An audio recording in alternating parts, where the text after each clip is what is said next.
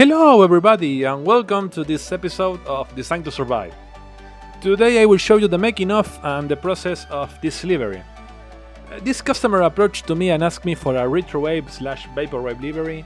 He sent some pictures of cars he liked and he has given me full freedom in terms of creativity.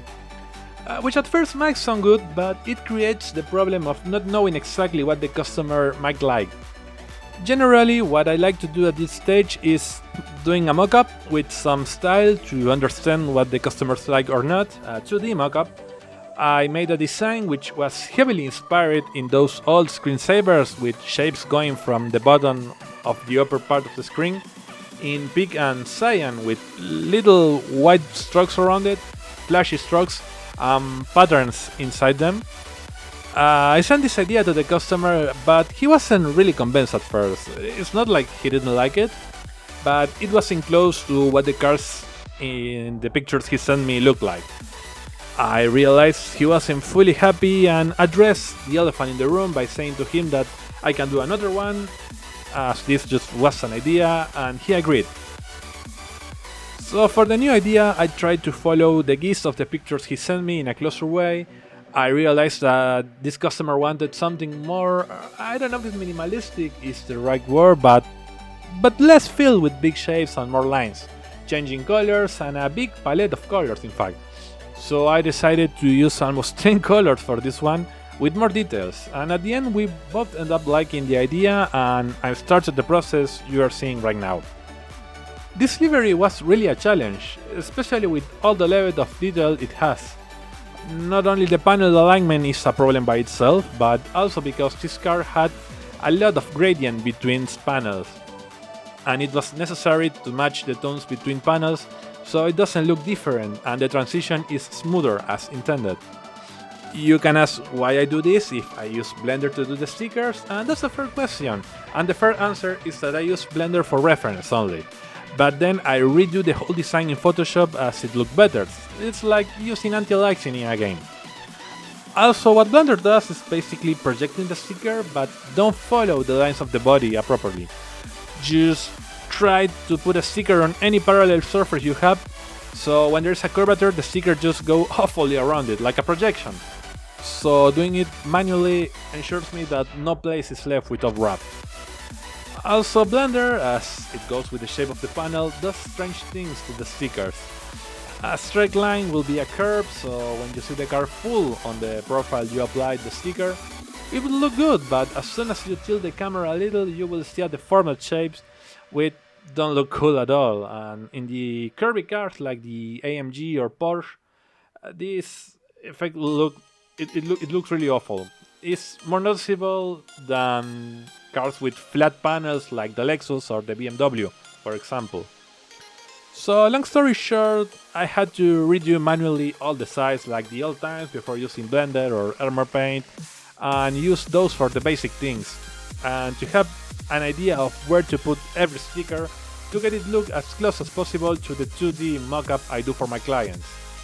I did however use Armor Paint for the base color, as it will be too difficult to do it manually in Photoshop, but not much than that.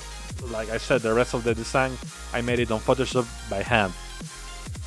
Originally I meant to apply a black matte or satin base for the car, but later in production I realized it will not look good. For some reason black looked more like a dark gray when it's in matte or satin shape material, and it looked bad. Really bad, so I realized glossy was the better choice. Same for some of the decals in the design. The intended materials were chrome or metallic, as this retrowave style heavily relies on neon effects. And at first I thought it might look good and shiny, but later realized that the colors won't look as intended, as the thinner the material, the darker the color looks. So satin metallic was the final decision, as it's shinier enough to look bright, but not enough to get darker when it's not directly reflected by any light source. And this is a common thing to do, for me at least, changing materials throughout the process, as the main focus is always the color look exactly as the 2D mockup, at least as close as I can get it done. Over the time I managed to understand what colors will look good in specific materials, but this was my first cars with too many gradients, so it was a shot. but good old glossy and sided metallic saved the day as always.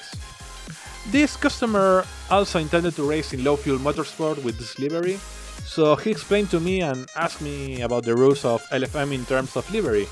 And for those who don't know, low fuel motorsport basically states that you must have the rights to use any logo on your livery, but it's not clear if that also applies to the default logos on every custom livery you have in the livery editor.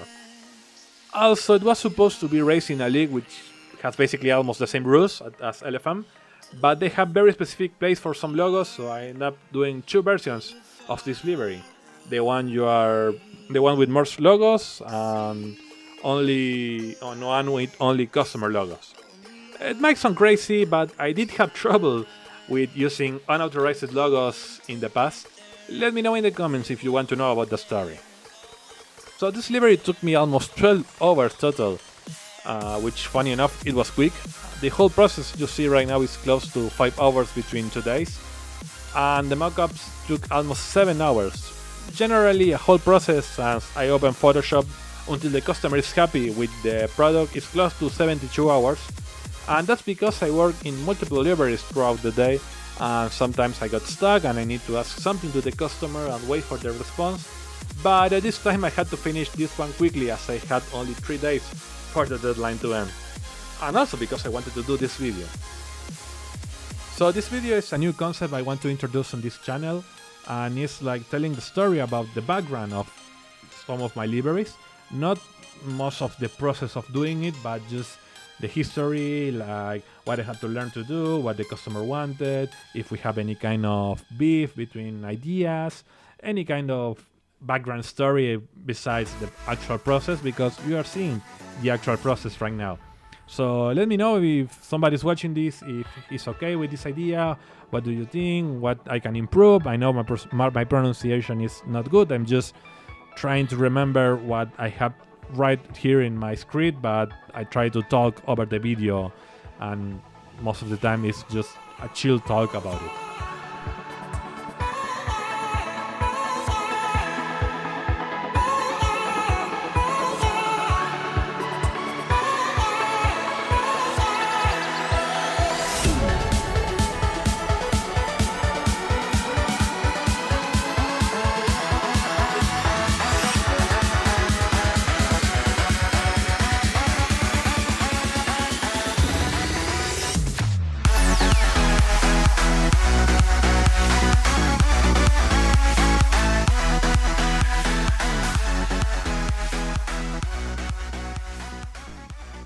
So yeah, here's the final product. I love how it ended up, and most important, the customer was really happy about it. So that's it for today. I hope you liked the video and I'm excited for this series. Let me know what do you think about it. Bye!